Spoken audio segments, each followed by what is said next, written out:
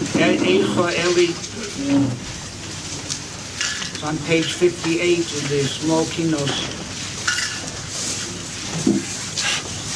This Kinna is a Kinna which will fulfill a takana of Nevi'im HaRishonim. Rashi brings down in Divrei Hayomim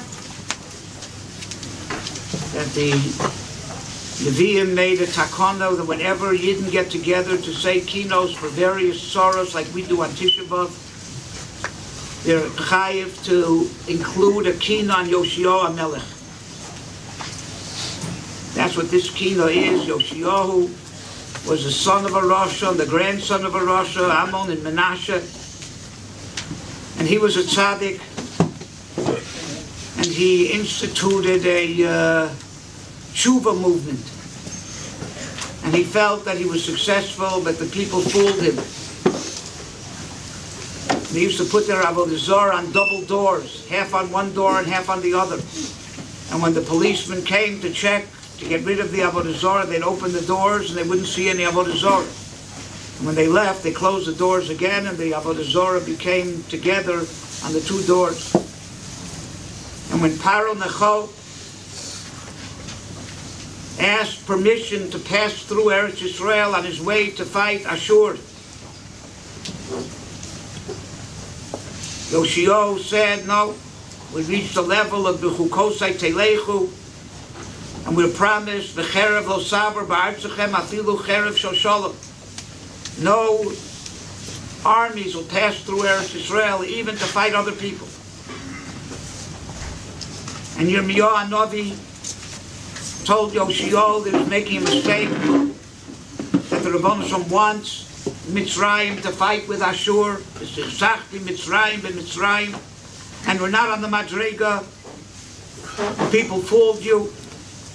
And Yoshiyahu didn't accept what Yirmiyahu told him and resisted. And Paro said, we're going through Eretz Yisrael whether they like it or not, and we have no bone of contention with the people, only with the king. So you make him the target of your arrows.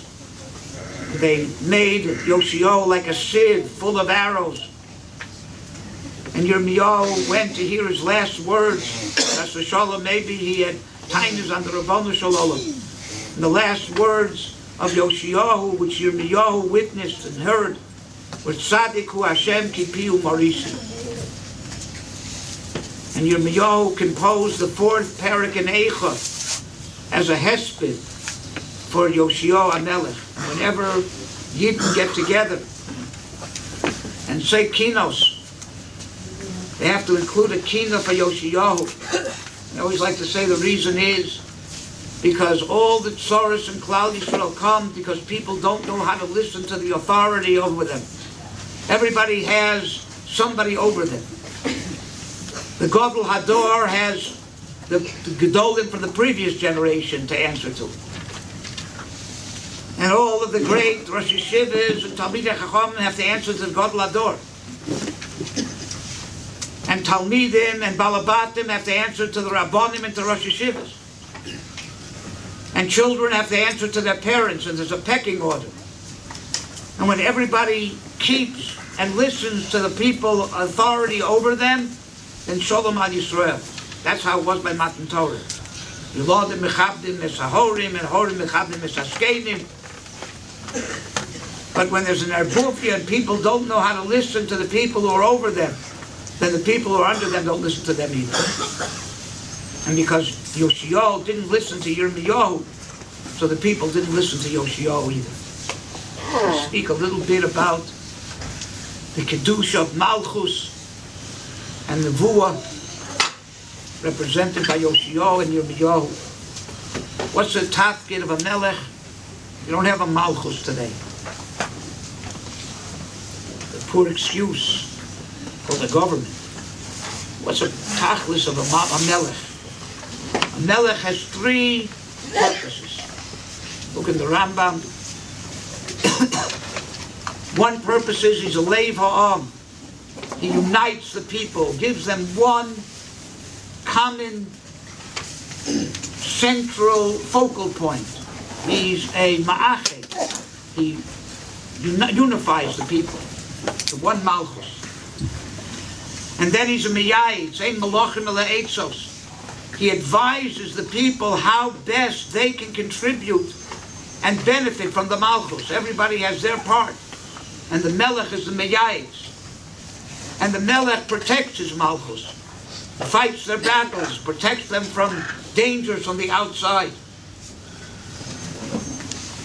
And that's the same Malchus Arakia, Malchus Shamayim, also similar. The Rebbeinu Shalom is Miyachid Klal Yisrael, by Yehi B'Shur Melech B'Sasei for Rosh Hayom, Yachad Shiftei Yisrael. The Rebbeinu Shalom is a Miyayid, gives us the Torah, gives us eitzes, how we can best contribute to his Malchus. And he is Lochem, he protects us physically, spiritually, not only physically, but spiritually too. So the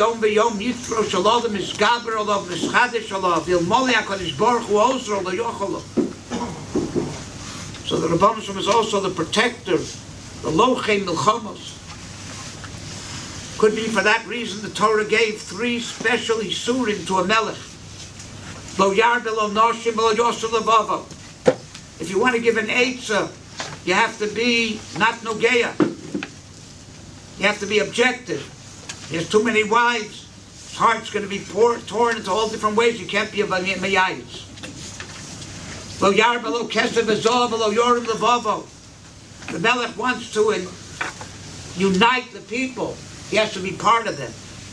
Can't be separated from them completely, says the Maral. He's too much of a Balgaiva and too separated. He can't unite the people. That's why by Shaul HaMelech it says, Mishichmo l'malo gavoa mikol ha'am. He was taller than everybody from his shoulders up. Was a giraffe? People who are tall are not just taller from their shoulders up. Otherwise they're a freak. Their legs are taller proportionately. Their body is taller and so on. What was Shaul HaMelech? Mishichmo l'malo. Well, the pshat is, there's 2 ways of being taller than other people. One is that your feet start where their head ends, and you're above them. A melech can't be like that. A melech has to have his feet firmly on the ground amongst everyone else. It's just they have somebody to look up to. That mishichmo l'mala gavoa. So that engenders the tafkid of the melech as being meyachid. And lo yarba lo susim, lo yoshim es Mitzrayim o Mitzrayim. In the end, all of our alliances with Egypt caused our downfall. And therefore, sending us back to Egypt, where we're in spiritual danger and physical danger, a melech can't do that if he wants to be the protector of his kingdom. But the melech also has a guide. He guides Klal Yisrael, but somebody guides him. That's a Navi. The Blade Vil Kamir, the Magi de Vilna, the beautiful voice, came from Zerach and Peretz. Peretz, all the Malachim came from Peretz, and the Nevi'im came from Zerach. How were they born? Zerach put out his hand, and then the hand went back in, and Peretz pushed his way out. Says the Blade Vil Kamir, that's how Klal Yisrael has to be. The Navi points the way, and the Melech is poured together, and he fulfills what the Navi says. That's the tafkid. But the first is the Navi sticks out his hand and tells the Melech where to go. The Melech follows the guide of the Navi. He's the one who puts it into practice. The Navi doesn't put it into practice. You need a Melech for that. But the Melech has to follow the guide where the Navi points that he should be. And that Churban comes when that order is not kept. Chazal said, "Nechrav Yerushalayim at shehushvu kotten v'gadol." They made no distinction between who's a kotten, who's a gadol, who's the one who has to accept authority, who's the one who gives the authority. Everybody thought they were a big balabos. They didn't realize that there's somebody, children didn't understand that they have to accept the authority of their parents. As today, parents, children, everybody's one big happy group. You know, parents are no authority figures. Parents can't tell their children what to do, chas v'sholom. Just have to discuss together, what do we feel about this? So we're all equal. In America, there are children who don't call their parents parents. They call them by their names. We're all just one happy equality. It doesn't work. Children don't understand that there's authority in the world, and parents are the same way. They don't understand that there's an authority over them too. They have rabbonim that they have to listen to. No, everybody's equal. It's a democracy. Everybody can say what their daya is. They can criticize their rabbonim, criticize their gedolim. The rabbonim don't understand. They have to listen to gedolei Yisrael. And that is the churban. When nobody knows who is who and what the pecking order is. When everybody is HaRav HaGaon, then there are no Gaonim in this world. When everybody becomes bar mitzvah, puts on a frock, as if they became a Rosh Yeshiva just because they can bar mitzvah. Everybody looks the same, everybody acts the same, everybody thinks they are the same. So there's no covet at Torah, there's no covet for authority, and that's what leads to churban.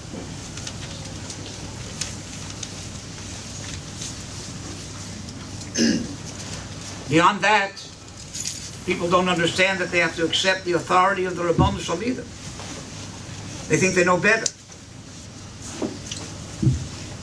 They think that if we just improve on the Torah a little bit, just if I would just do this Aveira or this Aveira, that was the mistake of the early conservatives. They came to America and they assumed that Orthodoxy was dead. People aren't going to be Shomer Torah and mitzvahs anymore, so they wanted to conserve Judaism. Conserve it. Right? They wanted to conserve. What do you do when you conserve something? You don't use it too much. Right? You hold back on using it because it's getting used up. So they decided that if they don't allow people to drive on Shabbos, since most of the shuls were in the urban areas and people moving to suburbia, they won't come to shul. The shuls will be empty.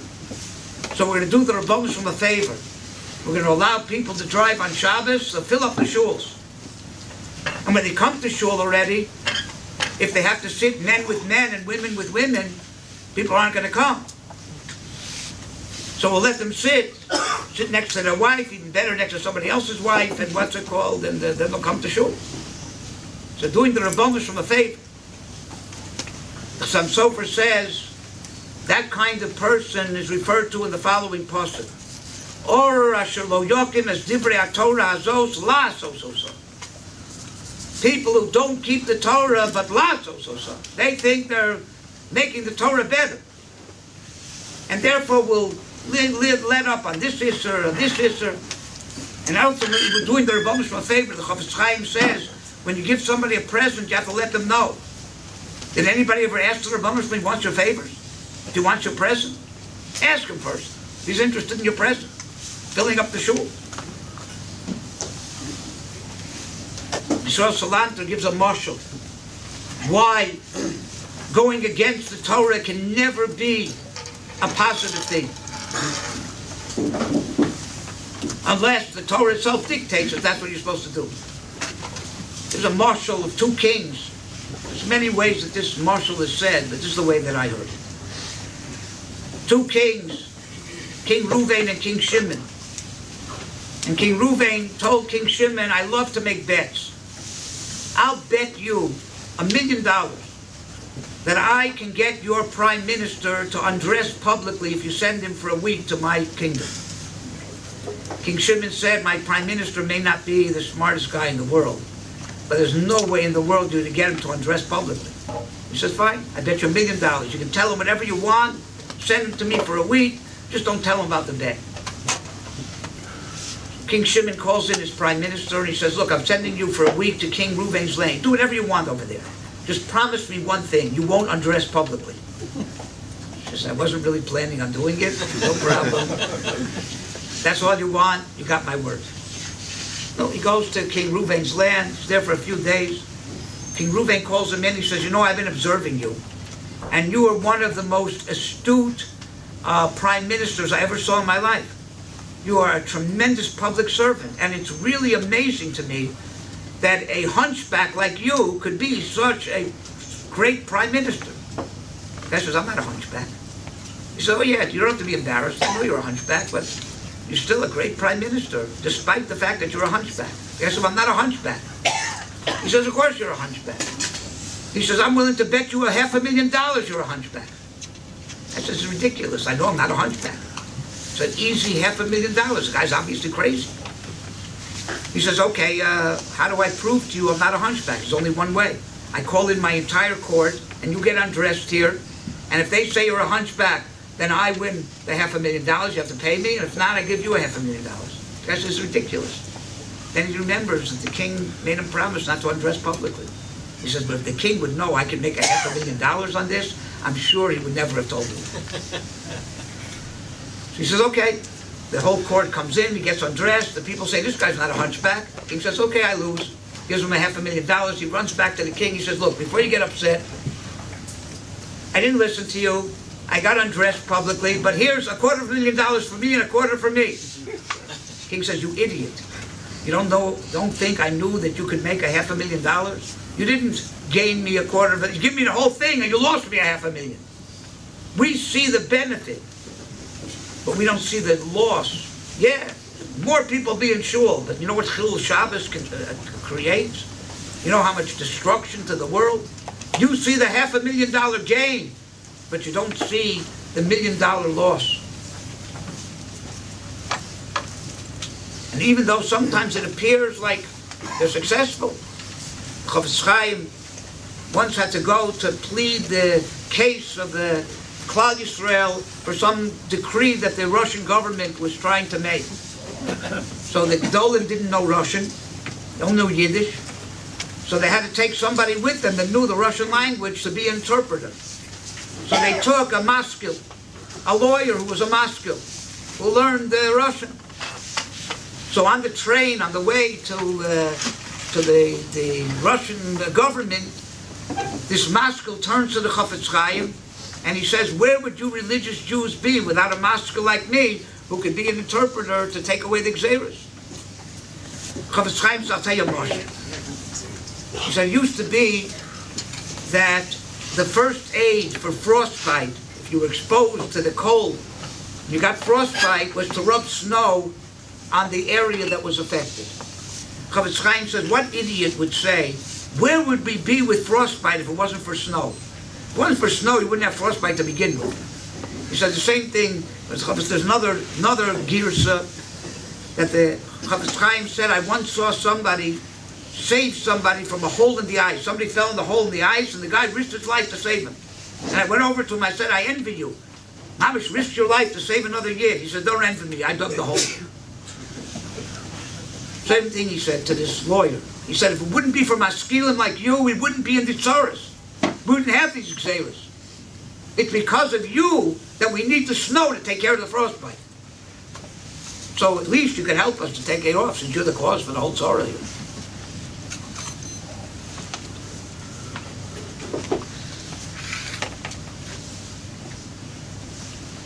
Another milah of the Navi was not only to tell the Melech where to go, but in those days everybody could know what their tafkid is in this world.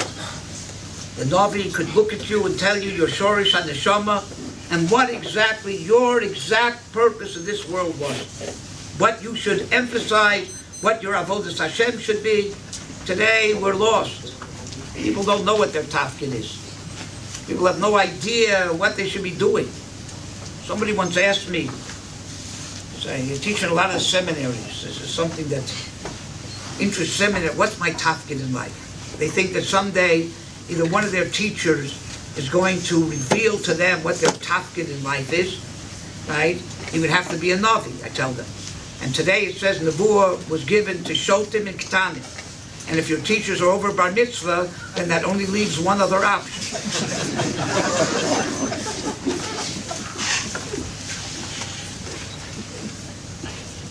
Or they think that some tetek is going to fall min hashamayim and there it's going to be. That's your tafkid. It's absurd. So how do you know what your tafkid is? No Nevi'im today. How do you know what your tafkid in this world is? So I'll tell you, I once had to give an answer to this question, and I couldn't not answer the question. I had a balabos in the shul that I was the Rav of in Har Nof for about 6 years, together with the Moshav. The balabos was dying of a brain tumor, and they told him there's nothing more they can do for him, just a matter of weeks, and without nisim, he's going to die. And he understood that. He called do for him. He has a lot of complaints on the Rabbanu Shalom, and I'm going to be the one to represent the Rabbanu Shalom to hear the complaints. So I went. He tells me, Rabbi, I have no complaints against the Rabbanu Shalom. He gave me a very fine life, a nice family, and I'm not going to be ungrateful. I'm grateful for what the Rabbanu Shalom gave me. I'm not going to complain about the fact that I'm not going to have more. But one thing bothers me, and you have to answer me.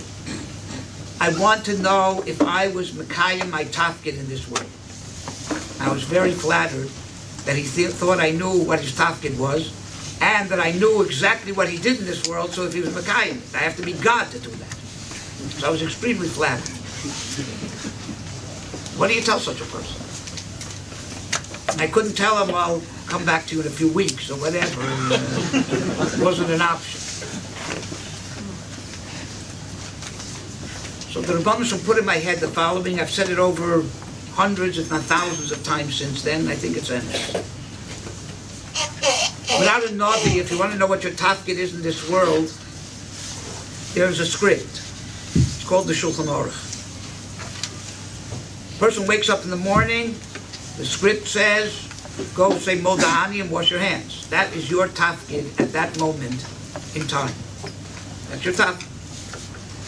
That's a tafkid that pretty much many people have, maybe most people. Now, get dressed, daven, all according to the script. That's your tafkid at that moment. All of a sudden there's a knock at the door. Somebody comes, they're an oni, they need help, they need advice. Now your tafkid becomes something very personal. The Rebbeinu Shalom sent you this person. He also either gave you money so you can give him money, or he gave you a chachma so you give him advice, based on your talents, abilities, capabilities, and the needs of the person you come in contact with, or the situation you come in contact with. That is your tafkid at that moment. Your tafkid reveals itself moment by moment in your life, based on what you can do, what the Rebbeinu Shalom gave you, wherewithal to do, who comes in to interact with you, what kinds of things come. Put that all together, that's your tafkid. And if in every situation you functioned according to the script, then you fulfilled your tafkid. That's in lieu of a Navi. The Yitzy Hashem, the Beis HaMikdash will be built, we'll have Nevi'im, there'll be plenty of Nevi'im. And everybody will be a Navi. Then people will not have to wait to know what their tafkid is as it reveals itself every second, but we'll be able to know what our tafkid is and work on it in a much more effective way than having to know about it when it comes your way. So if we mechazik ourselves to accept authority, to know who we're responsible to listen to and who's responsible to listen to us, to exert authority properly and to accept authority properly, to understand what it means to be a person who fulfills his tafkid, to be able to be a melech over ourselves, to know what malchus is. And in Yitzy Hashem, if we appreciate those things, the Rebbeinu Shalom will return them to the core of your name.